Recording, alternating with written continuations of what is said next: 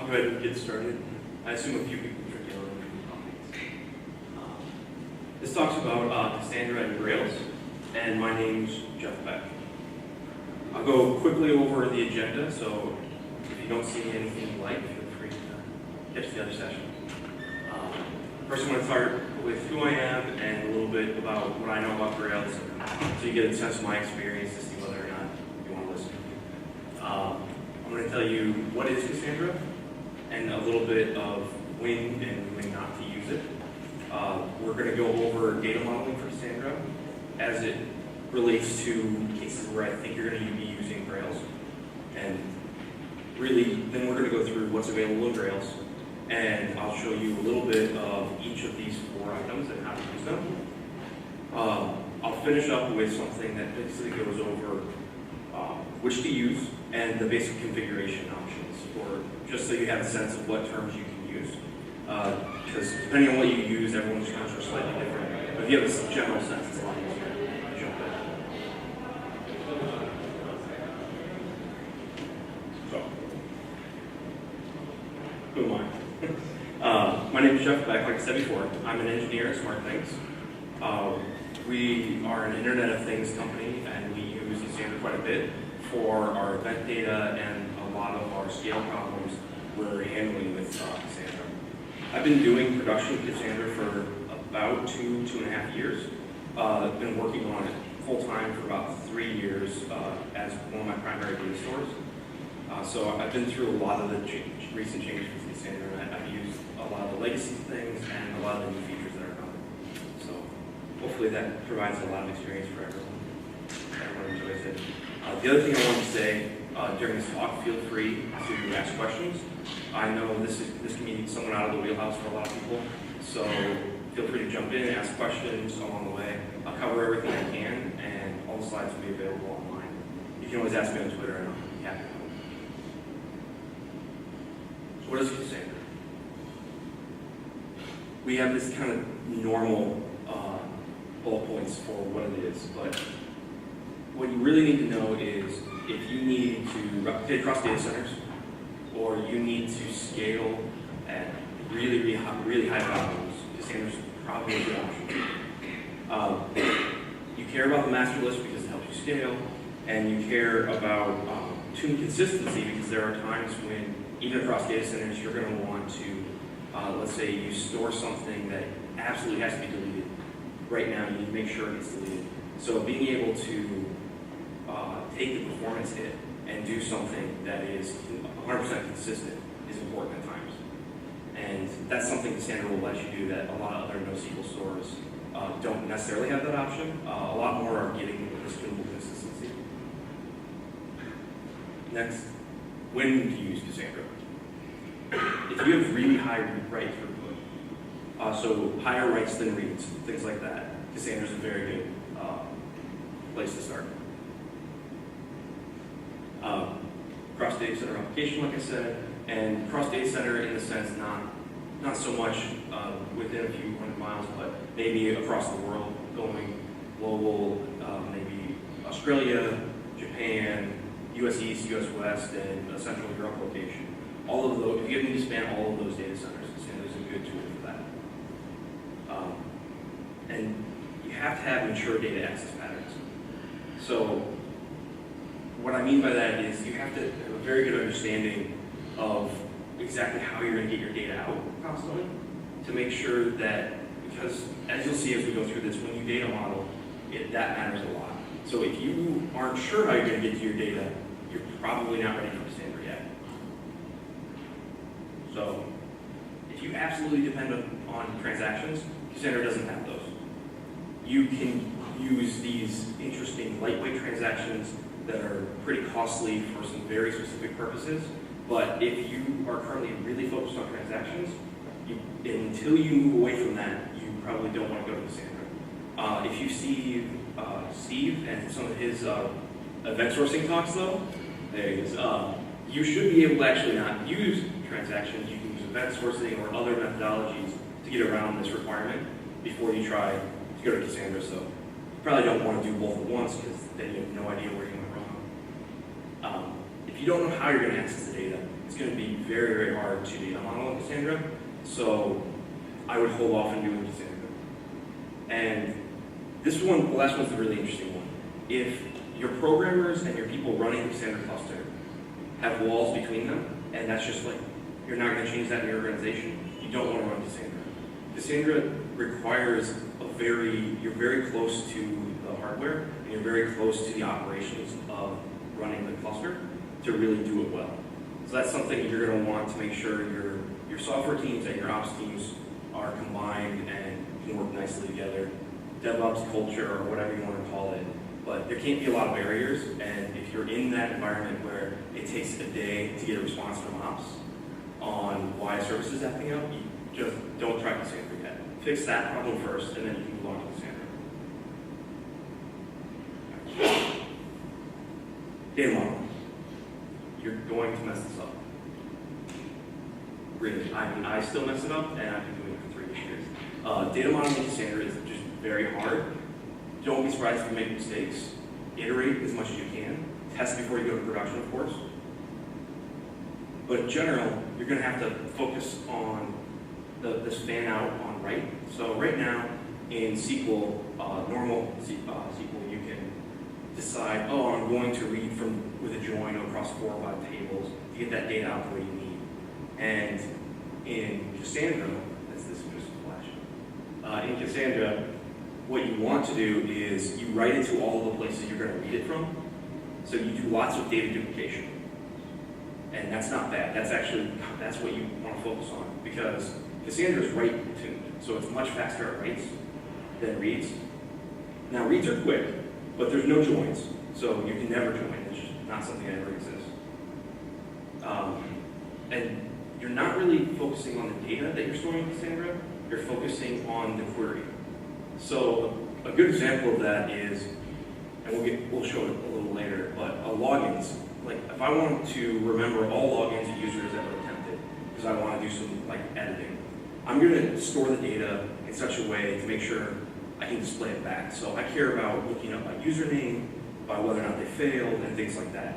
So how I want to get that data back out is what I think about when I design that structure in Cassandra. So just duplicate your data, it's fine.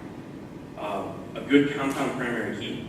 So in Cassandra, it uses heavy use of compound primary keys in order to, if you have a primary key that has 3 or 4 parts, you can query by everything from left to right, not skipping any step along the way of that compound primary key. So what will happen is if you can use natural compound primary keys, so the example would be like, for our login example, a user's username and whether or not they were successful may make up, and then like a timestamp. Those 3 parts can be the primary key.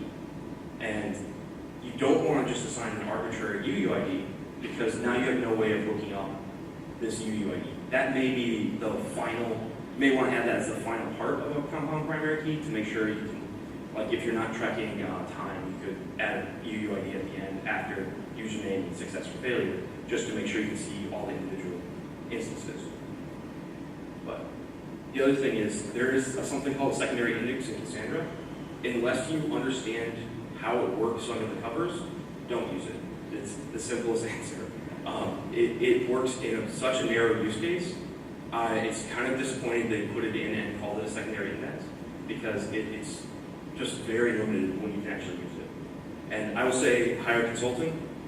Everywhere I've worked, we always hire a consultant, usually from DataStax or someone else that has expertise and knowledge of Cassandra, like that people have built it.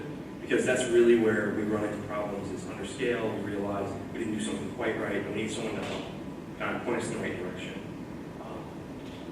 I know it's not a popular option to basically tell everyone to hire a consultant, but I don't think Cassandra is something you can just jump into very easily. It will take a lot of time to get out there. But there's a lot of benefit, but it's not an easy thing to jump into. So here's an example of that compound primary key. And so everything that's on this, I can't really tell the difference, but primary key is in a slightly different font to the right.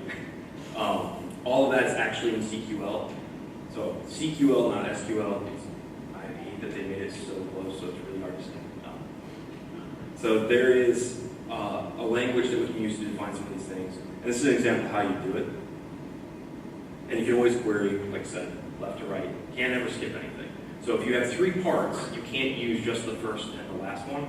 You'll always have to go left to right. And so ordering of your primary key matters.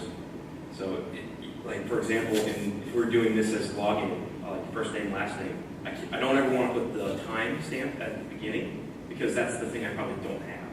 I probably don't have a timestamp. I want to kind of group everything else together. So, into the actual data modeling example that I have here. We're going to store every login, and we want to look it up a couple different ways. Now, let's see if I can zoom. Did that actually? No, that did not zoom.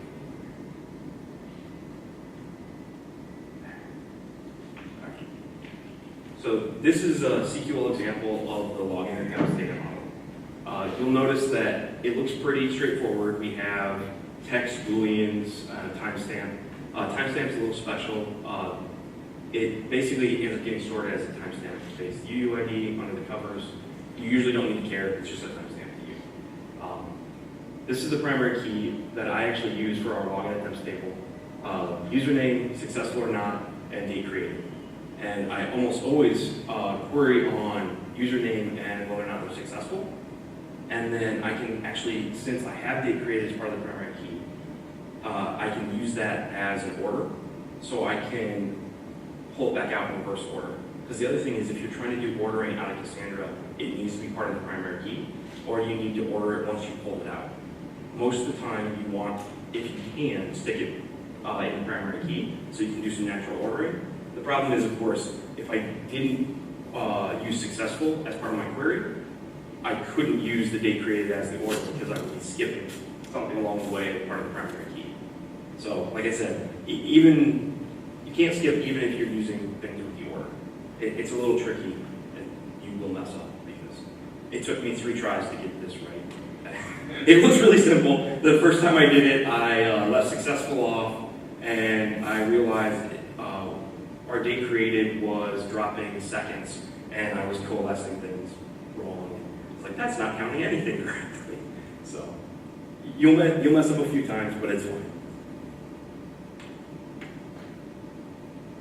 If you can model everything as this idempotent upsert, which is a nice complicated term, still zoomed in.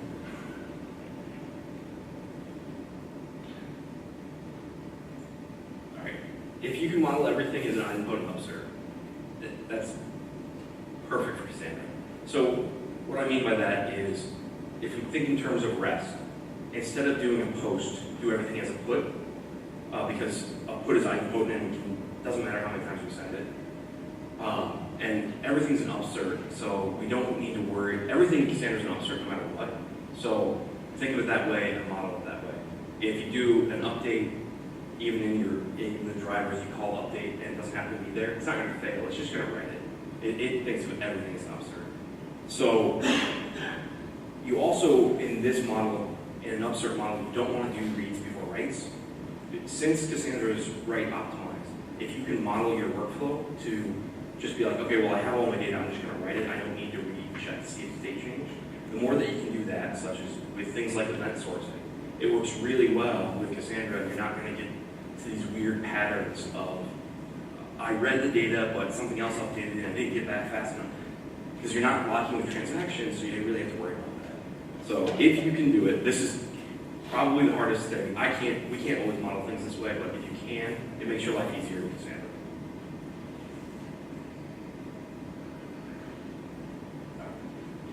So that's kind of my Cassandra quick overview. Does anyone have any questions they want to cover about Cassandra itself before we dig in? Yeah. But if I change my primary key later? No. Well, you can, but your data will no longer be accessible. In future versions of Cassandra, there will be tools in place to help you kind of basically take all the data out of one table and put it in another. And it sounds like under the covers it's actually going to use Spark. Because it's not built into Grails, and they don't want to build it into Grails. But in the future, there will be tools to do that. Right now, when we have to do big schema changes like that, we will actually write 2 places at once for whatever period of time we need to, and then maybe do a migration if we have to. If we're doing time series data or something like that, we can usually say, oh, a week or 2-week window is enough to write to 2 places. Then we can kill the old one and start using the new functionality. But yeah, schema changes are very hard to Cassandra. Did you have something? No. Okay. All right. So for Grails, we have, well, there's lots of things, but I'd say right now there's 4 main areas to look at. We have 2 ORMs and 2 kind of libraries to directly talk with Cassandra. So the ORMs, I think are really nice for quick prototyping and things like that, and I'll use them, but I always worry when I'm using an object relational model, like object relation mapper, into a system that doesn't have relations. So you have this kind of constant mismatch so you're kind of shoving something into Cassandra that doesn't quite fit. Now, what I've done in the past is I will model all of my relations as domain objects. So, for example, if I have a user and a subscription, I'll also have a user subscription. So, kind of like a join table, but I model all of those very explicitly, and then I depend on a strong service layer to interact with the many domains I have to, kind of that thing out on the right portion. But that's where you're really going to have to know whether or not it's worth that effort for you to use the mapper, or maybe it's better to work directly with Cassandra and work with some of these direct access plugins. So, I'm sorry the 2 top ones have weird names. The links work. Cassandra ORM is the Cassandra object mapper. It's the older of the 2. The Cassandra GORM is just called the Cassandra plugin, I believe, in the plugin portal, but it gets confusing, so I like to call it Cassandra GORM.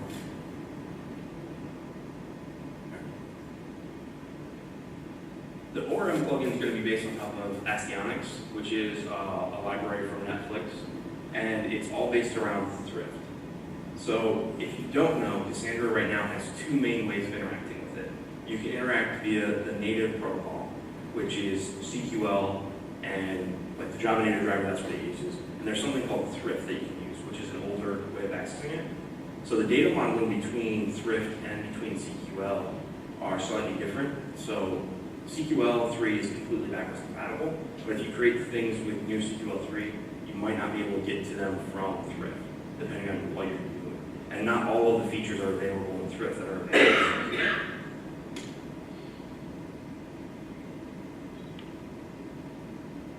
So this one has lots of advantages, though, because it's an old, mature plugin that has built-in counters, indices, relations, and something called expand over. So what I mean, so counters is there's a way to specify that every time you insert data, you want to keep track of this count. Now, in Cassandra, since there's no way to arbitrarily query data and get counts, you have to kind of keep track of the counts as you insert it. This plugin takes care of that out of the counters for you. Same with indexes. So in Cassandra, you don't really use normal indexes. What you'll do is you'll create a new table that kind of acts as a reverse index for you. Inverted index. And then what we'll do is this will do all of that for you under the covers, but at the same time, the only way to then access the data is back through your application.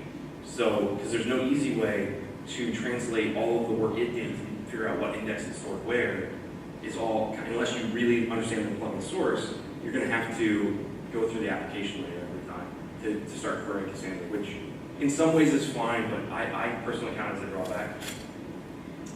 The other thing is, with this plugin, bootstrapping is a little weird. So it will add a lot of dynamic methods onto your static classes. But what happens is, if it gets applied later in the chain, you'll sometimes have something like Rabbit plugin start consuming messages and then try to do work on Cassandra objects before they've been bootstrapped. And so they just get method missing exceptions for a little while before it can start up. You can fix this by making sure you don't start Rabbit consuming until bootstrapping is done. And in bootstrapping, you can explicitly call it out. But it's a little more wiring than you have to do with other things, so it's a little bit of a drawback. It's based on Thrift, which I personally find is a drawback because all new features and development in Cassandra are focused on CQL and native protocol. An object, let's see. So this is an example object. It's modeled slightly after the GORM, but not quite. You'll notice that we have this static Cassandra mapping. That's kind of where the special sauce of the plugin lives. So you'll see that we have counters down at the bottom, and this group by counter is basically creating a count, group by those things for the unique counts of execution statuses within a shard for scheduled time. Does all that under the covers, and you'll also see we have 4 indexes. And these look like the primary keys of before, where you can't skip a step if you're defining these. But you'll notice you're able to, the last 2 is really nice, time bucket shard, and then you have time bucket shard execution status. So you can also make a new one that flipped order and things like that. So this is going to deal with the problem of your primary key being complicated, and it has built functionality to re-index everything, but the way it does it is very expensive. So to kick off a re-index, you're going to have to read all your data. And if you're using Cassandra, you're probably at a rate workload that's too high to ever justify reading all your data without some major batching and things like that. So that's why it works, but it's not going to be the best. And unindexed primary key is something you say when you don't want the primary key you gave it to have an explicit index built. Basically, most of the time you're going to want that. It's just kind of the way the plugin works. So once you have it, you're going to be able to query a few different ways. So you'll see it looks a lot like GORM. It just isn't. But it's modeled after GORM, so a lot of things have the same semantics, so it works pretty well. The special ones come in when you want to do a more complex query. So at the beginning, we had mentioned that we had tunable consistency. So the scheduler event service, we can change the consistency level in Cassandra. So we can ask for just one replica to tell us what it is, or we can ask for multiple, and we can keep moving from there.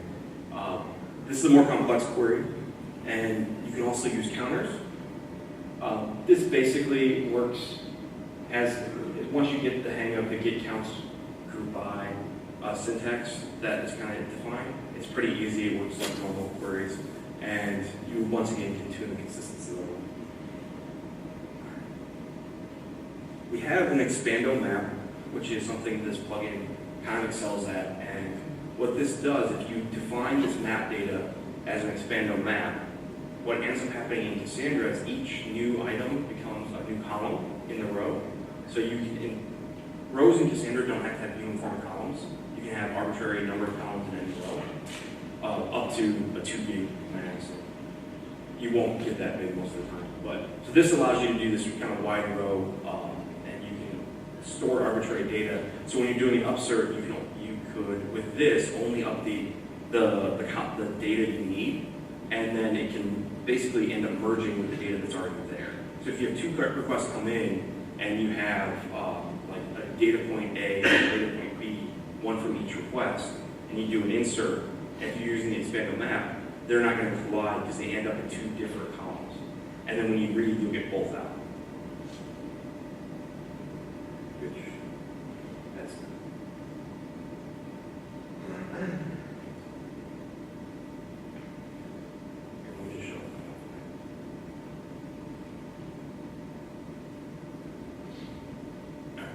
So exactly that is what it looks like.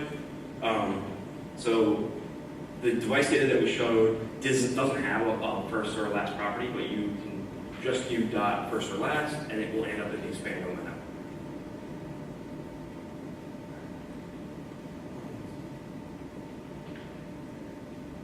Cassandra GORM.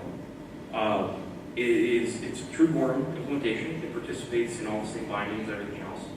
And it's relatively new, so it has rough edges. So I will preface that before we go through. It can autocreate the schema, which is very handy. It has the same GORM syntax as everything else.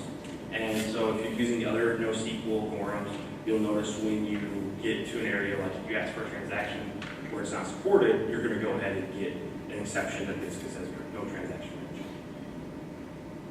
The drawbacks, which is somewhat big, it allows the use of Cassandra secondary indexes, which I think is a fault because they probably, like especially when you're using an ORM, you're probably going to mess them up and cause a hotspot in your data. It's an all or nothing mapping right now. So every domain in your Grails application has to have a corresponding table in Cassandra for this to work right now. That is not a technological problem, that's an implementation skill. So that's a pending fix that needs to happen on the plugin. So if you really needed this and wanted to make the fix, that would be great. I'm sure the developers will get back to working on it.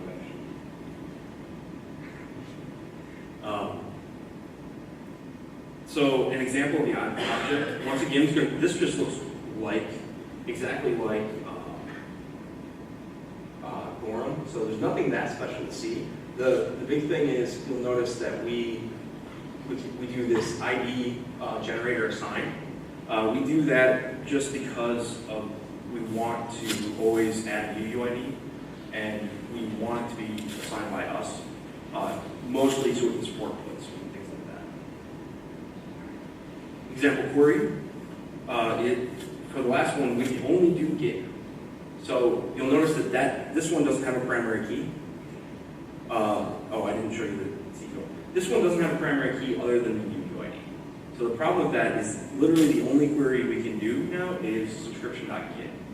Because any of the find bys are going to try to use the primary keys, and there basically won't be any index for it to use.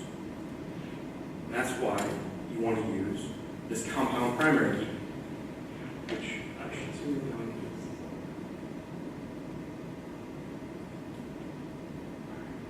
So the compound primary key allows us, for a person now, we're going to use a first name and a last name, and we also use their age. So you'll notice that we have this new primary key mapping inside of the static mapping block. And what that's doing is basically saying what order and what type of the primary key to use for each of these. So that way you could, if you want to keep things alphabetical in your mapping, you can do your order whatever way you want right there. The important part is this partition versus cluster. I didn't go over this before, but if you're using if you have multiple parts of a partition in your primary key, what all that means is they're required fields, and you'll never be able to not query by, like, if you have a two-part partition key, you have to always use both parts of it. And what that ends up doing is, in Cassandra, it says which node in the ring it ends up on. So you can never only query by one half of it because it would span multiple nodes, and basically Cassandra would never let you do that. That's why there's no joins. So we have a few more ways to query now, because we did the primary key. And you'll notice that just works like normal GORM. Jumping into the non-ORM mapper things now. So Astyanax Plugin is basically a really simple wrapper that will provide direct access to Cassandra. It works with the legacy thrift tables, which is nice. And it has the features of modern Cassandra clients. So what I mean by that is, a few years ago, not all Cassandra clients had these kind of basics, which is unique client-side load balancing, token aware, and node discovery. And if we have time at the end, I can go through what those are in Cassandra. But basically, any client you use needs these three things. Otherwise, you shouldn't be using the client. Like the only ones left that don't have it, I think, is Hector, and it has most of it. Drawbacks. It's a slightly outdated view of Cassandra. Because it's thrift, a lot of the terms they use are no longer the right terms, because Cassandra has gone through a little internal rebranding. So tables used to be called column families, and things like that. So when you're working in this model, you have to do this mental transition between, oh yeah, they call these things column families at this point. It's not terrible, but it's not the best. It's still supported by Netflix, but you're not seeing the kind of daily contributions that you do with the Germinator Driver, and you have to do a lot of configuration to get a sensible start. So an example interaction looks something like this. So this is where we're putting an arbitrary column on a row, and you kind of see key space, mutation batch, consistency levels. You kind of have to deal with all the nitty-gritty, but if you're really wanting to really dig into a particular query, this is exactly what it's good for.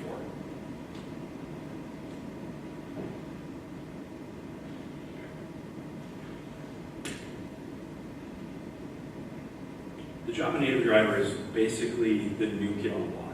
It is made by Astyanax, which is one of the main supporters of Cassandra, and it works really well and has a lot of new features going into it. We have asynchronous calls built in, which is really nice. Default configuration is going to be very sensible for you. You don't have to learn a lot to jump in. It's under active development, and you're going to get much better performance with this in Cassandra 2.1 and above because of optimizations they're adding into Cassandra itself, because this is really where they're focusing the efforts. Low level is, it's very low level, and it's hard to wire up and manage your own connections. So what we do, what I do is I have this. There'll be slides, you don't have to read it that in depth, but I just kind of want to walk through it. In order to deal with my own sessions, I have to set it up as an initializing being with after property set, so that I can force it to finish operating and checking all the sessions before, and then I can use post construct in other services that need to depend on this service. So in order to make sure things get booted in the right order, I do it this way, and it seems to be about the best way to do it right now. I'm sure in the future there may be better ways. You'll notice that this config right here is my default config, and this is what I would suggest most people start with. You'll notice that we have a retry policy, and I didn't talk much about that, but basically, if a request fails, almost every client will automatically retry the request. Now, that's important because just because a request failed, it doesn't mean it failed on Cassandra, it just means you didn't get a response. So writes can succeed in the cloud, like in Cassandra, and fail on your client, and you'll retry it. So that's why you'll want to use idempotent upserts, because then you know it's not going to have a problem when you do these auto retries.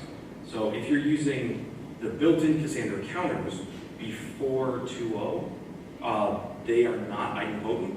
So these retries will skew your counts. So if the count is fine for an estimation, then you can use it. But if you need actual hard numbers, you won't be able to use the counters built into Cassandra. So kind of avoid. It's kind of like there's a lot of rough edges to Cassandra of things that there are very specific use cases where it works really well, and they're in there, but they're not general use. And counters and secondary indexes are both those things. We also have this load balance policy. You pretty much always want to use token aware and DC aware. So data center aware just means it's going to tend to connect to the local data center and not try to go, like if this is based in the UK, you're not going to try to call into a Spanish data center, and vice versa. It does keep one connection open for failure. So it will go there, none of them are currently available. Token aware, basically in Cassandra, with your primary key, you know which node in the cluster it's at. So what this does is it tries to connect directly to that node in order to get a response faster. And you pretty much always want to run that. Contact points, also known as seeds. These are where you're going to connect and talk to Cassandra. So you can supply as many as you want. You don't ever want to supply just one because Cassandra knows it will fail. You probably don't want to supply your entire cluster because then you have to maintain all of your copies for your nodes in some configuration file. So you usually end up using 2 to 3, and it can figure out every other node in the cluster by talking to these. So it's going to talk to a seed and get all of the other IPs for the cluster. All right. So this is something that actually uses, and I just wanted to show, this is what I'm doing is I'm using the post construct to then prepare all the statements. So what I want to do is use prepared CQL statements in Cassandra because it's going to be the most performant. And by depending on the CQL session service and doing this as post construct, it makes sure that all my sessions get connected, and I connect to my cluster. I can then prepare all my statements before starting to do work in the cluster, like in my Grails app. And that's really been working well for us. And what will also happen is we will fail hard at this point if column families or tables aren't defined. And that's ideal for us because we don't want to deploy code that can never work. We'd rather fail a deployment early and realize we're deploying something early before we migrate it to Cassandra. So that's too close. I wanted to make an easy reference if you're trying to figure out what to use when. And the other thing is, each of these, like the ORM and the native direct things, are not mutually exclusive. There's no reason you can't use Cassandra ORM and Astyanax at the same time. And there's no reason you can't use Cassandra GORM and the native driver at the same time. What you probably don't want to do is mix. Like, you wouldn't want to try to use the Java native driver with the ORM plugin, and because you're getting these weird conflicting models of thrift versus CQL, and basically above the line legacy, below the line modern. That's the way I like to think of it. Just a really easy, if you're already using Cassandra and you're just trying to use Grails with it, you can jump in that way. And then I wanted to touch briefly on token aware, DC aware. So even if you're not running more than one data center, in general, you always want to set Cassandra up to think it's in multiple data centers, and just say you only have one data center, because what happens is it's very easy to then add a new data center and migrate things around or fail over, because you've already set, all you have to do is add a new data center to something that's configured as data center aware is pretty easy. But switching from something that's a simple network topology, which is the other thing that you can use, it becomes very hard to migrate. So in general, just stick with anything that's focused on data centers already. It's going to make your life a lot easier. Your seeds will be talked about on both the Cassandra side and the client side. Your seeds on the Cassandra side are the known Cassandra nodes that nodes talk to when they come online, because Cassandra acts as a cluster and will talk to these nodes and kind of join. And then you also have to have seeds on your client side, and those are just what the client talks to first. There's no reason they have to be the same nodes, but we find it easier to make them the same nodes because then we have one piece of external configuration, one place that we can depend on in two different config files. I talked about retries. You'll want to always set them up. And we have just a few minutes left, right? Okay, good. So I wanted to answer questions for 5 minutes, and if there's no questions, I have a whole bunch of glossary items and cool tools to show. Is there any questions? Yeah. You said that short size your rights or Yes. Is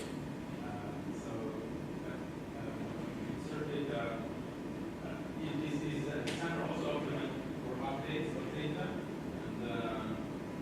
No. So it's not. So updates work okay, but it's really optimized for writes. If you have to read before you update, Cassandra is not a great tool for that. What happens is every time you do an insert in Cassandra, everything in Cassandra is an immutable map. basically, under the covers on disk. And then those are joined together to give you the real view. And it works well, but you just have to understand what's going on under the covers before you try to push it a certain way. A really good example of fan out on write would be if I want to query by both like a person's last name and by, let's say, their state. I'm going to write to both a table that has a primary key with the state, a whole user record, and a primary key with their last name, a whole user record. So I can just make one query and pull out that whole user record. But in your database, in Cassandra, you now have that record twice. So that's a really common access pattern in Cassandra. Any other questions? Okay, well, cool tools that you will want to use. CCM is the Cassandra Cluster Manager. It will spin up a well, I use a 3-node. You can use whatever many node cluster you want locally and kind of test like taking nodes down, putting them in different data centers. It's probably the quickest, easiest way to set up Cassandra, and it's also a great way to set up different versions. So if you want to test 2.0 and 2.1 or some of the new things, that's a really great dev tool. Dev Center is from DataStax. It's just a visual query editor. It has a nice format for results. And then the last two are tools to manage your schema. So right now, Cassandra Migration is what my company uses, and we write CQL or CLI files so CLI files are for the thrift. We use both of those and we migrate to make sure we have the latest data model up in production before we deploy.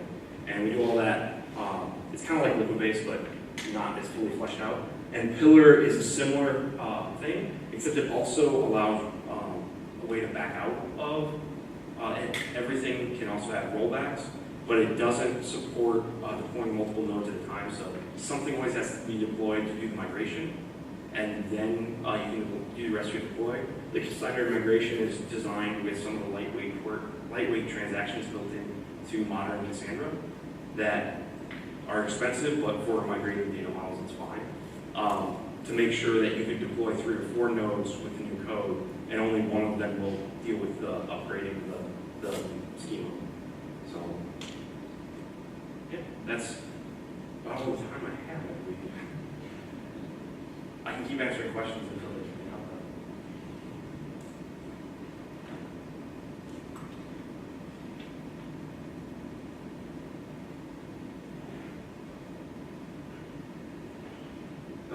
Oh, yeah, sorry. Just out of curiosity, how many tables or how many entities do you use in your Our implementation right now only uses, I'd say 20 or 30 different tables. But they're very generic tables, like one of them is the event table. So we do, I think it was close to 5,000 to 6,000 writes a second to that table. So we don't use that many tables, but we use them a lot. We have about a 14 node cluster right now, and we adjust that based on load and other things. So as we add more things to Cassandra, because right now we're migrating off MySQL to Cassandra and other things. That's kind of what we'll probably add capacity as we move other high traffic tables.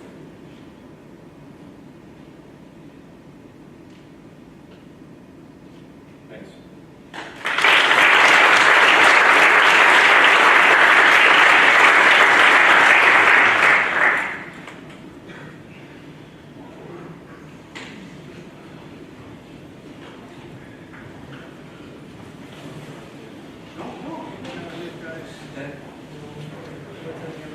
unexpected.